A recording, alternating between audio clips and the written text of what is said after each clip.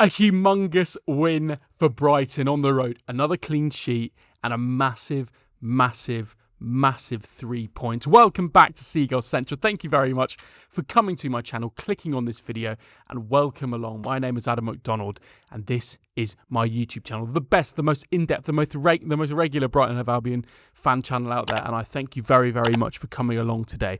And we've got a big game to talk about, don't we? Huge result. Really good performance. Look, at times, I think it was the kind of typical, kind of archetypal 2-0 away win, isn't it? Where, you know, you have moments where you play brilliantly, you have star performers, but you also have to go through spells of being a bit gritty and, you know, having your backs against the wall and having to dig deep and then getting a second goal.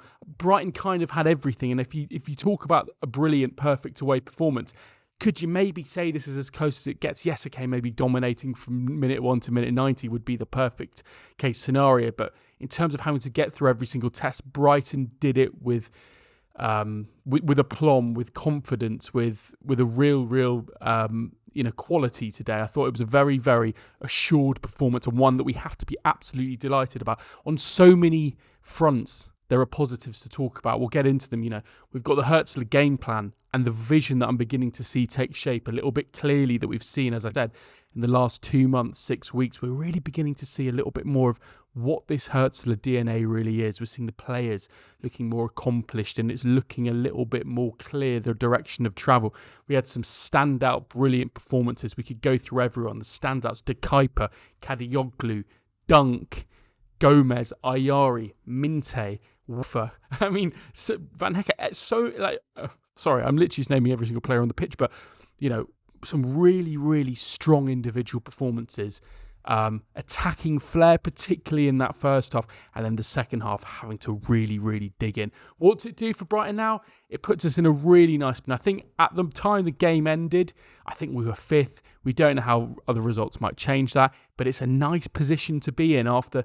You think about the way that we've let a few results slip, you know, at the start of the season, the Everton game, the Fulham game, you know, we've had it in plenty of games this season where, you know, we could have, you know, there's plenty more I can't even think of on the top of my head, where we played well and kind of got a draw or lost and didn't quite turn up.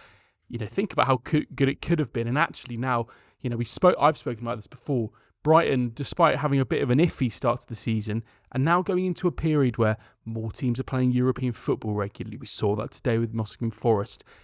9 teams in the Premier League this season playing European football. Is this period from November to maybe February going to be a really crucial period for the Albion in terms of picking up regular results, in terms of getting themselves up the table into a really promising position? Because today I just thought was absolutely fantastic. Let's go through the starting 11. So I think a couple of changes were made. Obviously in the last game we had Skagli starting. Dunk came back in after having done so well in the second half against Brentford. Obviously we're not saying Skagli played badly, but Dunk deservedly got his place back in the side. Baleba dropped. Now this was something I spoke about in the previous video. We were kind of semi-previewing this game, and we spoke about how Baleba probably, you know, needs to be dropped to this point. A poor performance against Brentford where he got taken off at half time.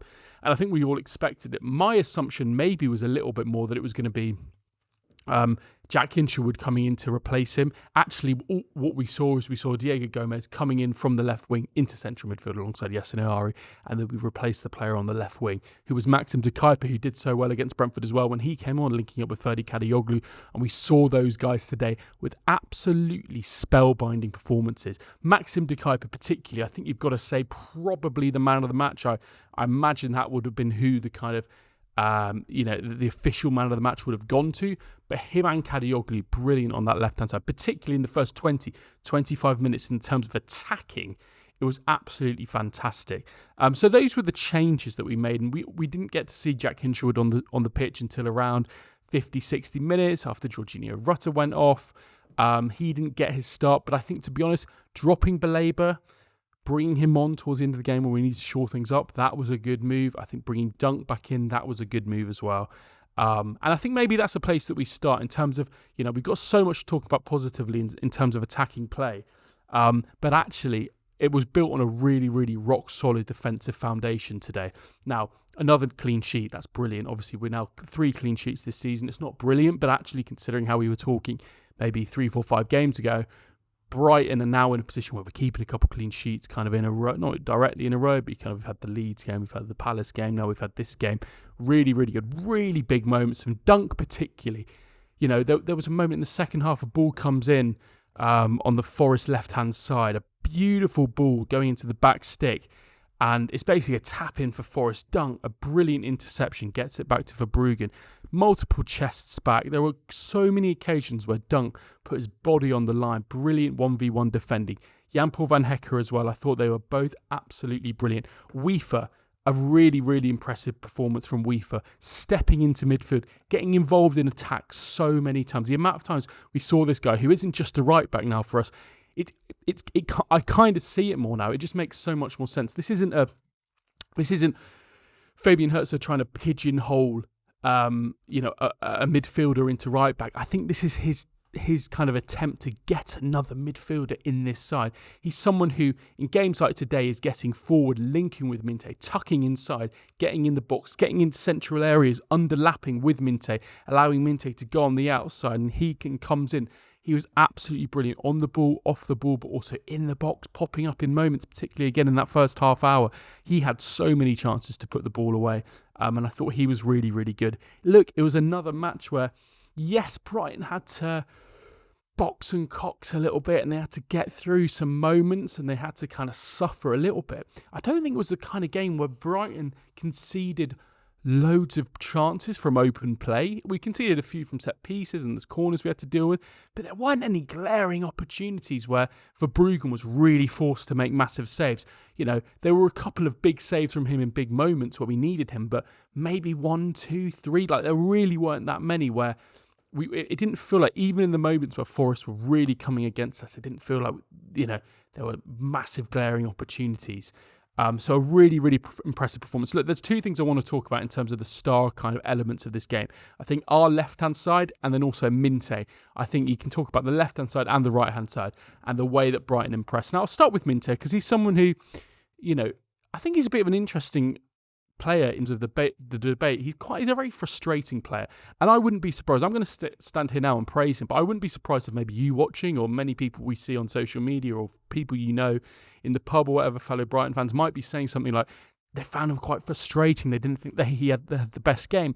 I kind of get that because sometimes it feels like so many times he gets in brilliant opportunities and he kind of overplays it, or it gets under his feet and he, his touch kind of lets him down a little bit. That happens quite a lot with Minteh, and it's very frustrating.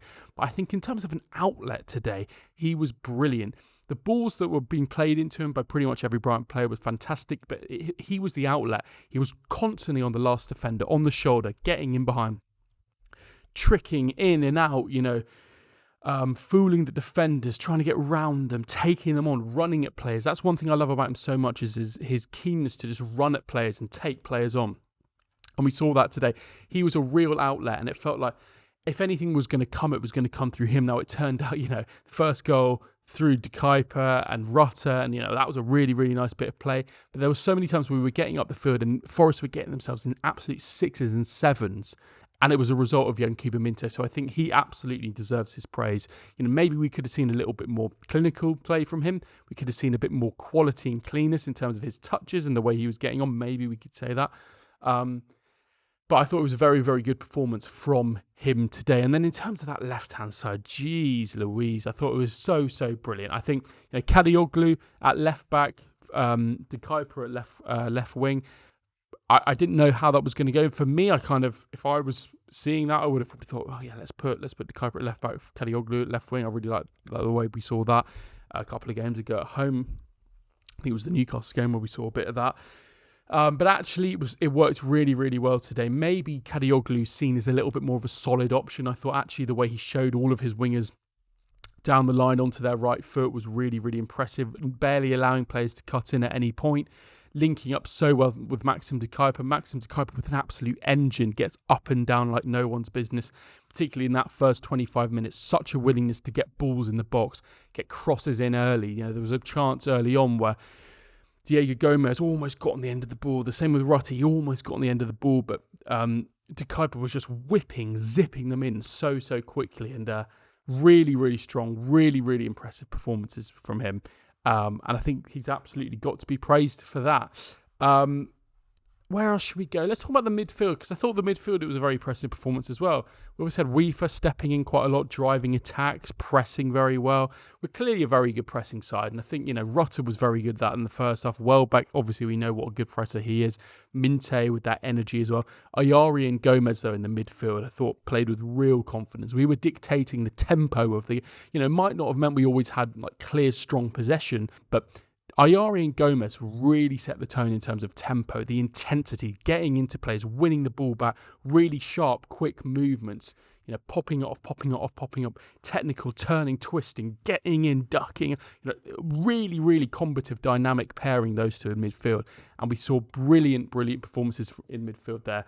Dominance, just quality, and maybe you kind of worry if you don't have someone like Carlos Baleba starting, do you lose maybe some of that physical, that pace and power? Maybe you do, but actually what was made up for in this game was just by energy, intensity, pressing from Diego Gomez and Yasin Ayari. And actually when Jack Hinchelwood came on in the second half around 55 minutes, I couldn't work out if it was a 2 in midfield with 1 as a 10.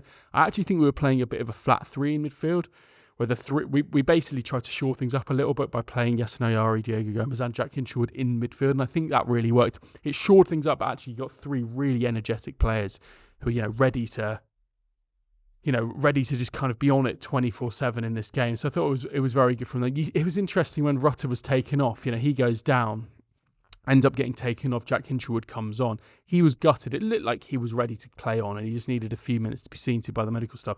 He looked absolutely fuming when he was being taken off. It would be interesting to see what the state of play with that is, whether that is actually a proper injury. I would wager probably it isn't. I think that's one of those where he's taking a bit of a knock, wants to take a couple of minutes, then wants to get back on the field. Maybe upon assessment, it'll be one of those where he maybe misses, the first couple of days of training this week. I think generally he will probably be fine going forward, though. And then Tzimas comes on second half. We see Gruder come on second half. We see Baleba come on second half. Veltman as well comes on at left back. Cuyper comes off. And really, decent substitution. It all seemed to work. Let's talk about the second goal. Gruder put on the right-hand side. Tzimas down the middle. Tzimas did struggle a little bit in terms of holding on to the ball today, I thought. I think comparing it to someone like Welbeck, who's very, very good at holding on to the ball, being physical, being strong. Stefanos Tzimas found it a little bit harder, I think, to link up play. We didn't see that kind of cleanness of action that we maybe usually see from him. But the second goal essentially came Bart Verbruggen at the back, pumps the ball up. The Nottingham Forest defenders and goalkeeper Sells get themselves in 6s and 7s. Gruder kind of runs onto it, takes it round the keeper. It then kind of ends up getting messed up by one of the Forest defenders. And Tzimas just runs onto a kind of loose ball that ended up coming, toe pokes it into the goal, gets his first Premier League goal, a massive, massive moment. So, it came at the perfect time. It came at the time we needed to consolidate the result. It felt like it might have changed. It felt like it slightly hung in the balance a little bit in terms of if Forest was going to maybe get an equaliser from a set piece. You didn't quite know what was going to happen. It was the perfect time. When we talk about the perfect away win, that's why, because it was just so perfect, the timing of that second goal. But I think overall, Hurzeler got it right today. I've said here, the plan just seemed to click from the start. The first 20 minutes or so, we were just on it, recycling the ball, getting it out to the left wing, getting it out to the right wing, getting in behind. We were getting serious joy in being really direct through our midfield, and getting it out to our wingers, getting it in behind.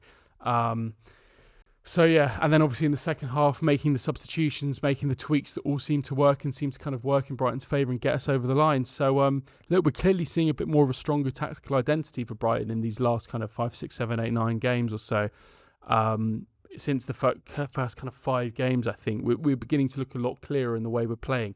A really strong, high-pressing side with real quality, real directness, recycling the ball really, really well. I thought it was a very, very impressive performance. We go next week into got a midweek game now against Villa at the Amex. I think that will be a difficult one. Villa in decent form themselves, but actually given Brighton the way they're playing and the run we've got, I think this will be a nice little period for the Albion to try and get some results under their belt. But yeah, a really, really strong performance. Maxim Cuyper, brilliant. Lewis Dunk, brilliant. Ferdi Kadioglu, brilliant. Wieffer, brilliant. So many players you can say absolutely fantastic and a really, really deserved win. Takes us up into 5th in the table. And now the uplands seem to just look a little bit more sunnier, don't they? And these next few days, we can look forward to trying to build on this with a massive result on the Amex. And for what it's worth, touch wood, I think we're going to get it. Let me know in the comments what you thought. Who do you think was man of the match? Why do you think Brighton were able to do so well in this game? Did you fear at any point that we might not have been able to hang on to this result? Let me know your thoughts in the comments below, and I would love to hear what you've got to say. As always, as I say, if you've enjoyed this video, if you've got this far in the video and you haven't done it already, please hit that subscribe button and turn your notifications on. It means you'll never miss a video from this channel talking all things Brighton and Hove Albion as quick and as in-depth as I can after every single match week, after every single game, and as many times in the week as I can. We've been slacking a little bit, but we are back on the gravy train at the moment. So come and join the channel, come and join the fastest growing Brighton fan community out there on social media. Thank you very much for watching. I'll see you on the next video, and as always, up the Albion.